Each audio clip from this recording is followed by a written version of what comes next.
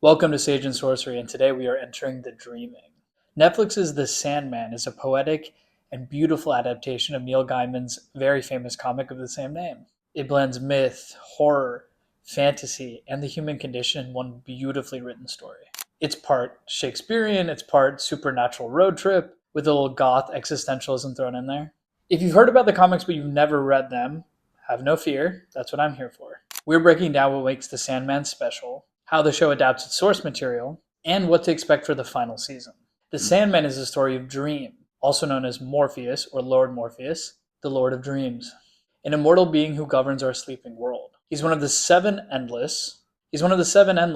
They are powerful entities that embody universal concepts like despair, destiny, and even death. The story begins when Dream is captured by an occult group looking to actually grab one of the other endless, but you don't find that out until a little bit later. It's the earliest 20th century.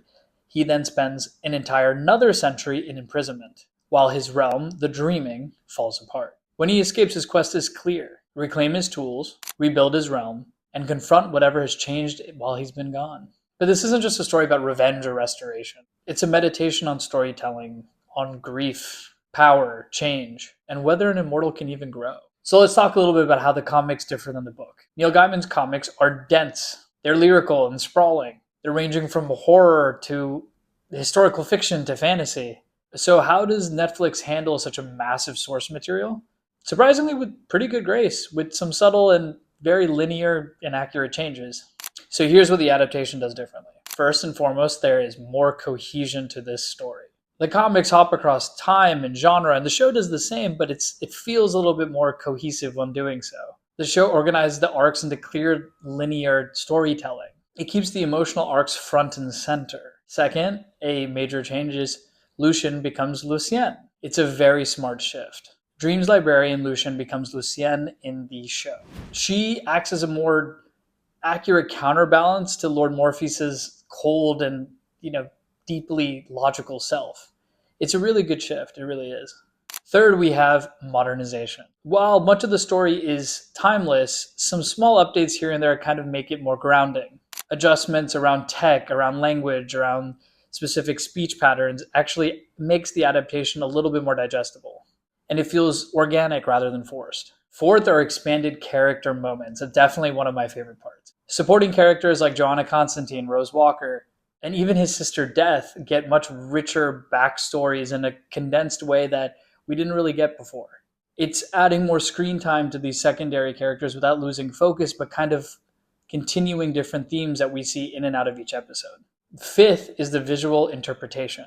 Obviously, this isn't a comic book, and showing it in a streaming service is very different, but it is a modernized take as well to a lot of the way things are shown. There is the use of dream-like cinematography, which feels like art and very, very great moments, and then kind of highlights a lot of what the emotional score is undergoing as well. This isn't about replacing the comics, it's about showing them in a new medium, and this show on Netflix has done a really good job of expressing that. It works beautifully. Now, where are we in season 2? The second and final season dives deeper into the endless and some of the consequences of Dream's actions that we see in season 1. We expect new realms, new rules, and even new rivals, especially among his own family. There's definitely going to be moral complexity as Dream faces the realities of his past mistakes, which previously he probably didn't even view as mistakes. There's going to be the long arc of human wills colliding with immortal stubbornness. And I think the question that's going to be asked through every moment, every lens, every episode is, can an immortal being change? And if so,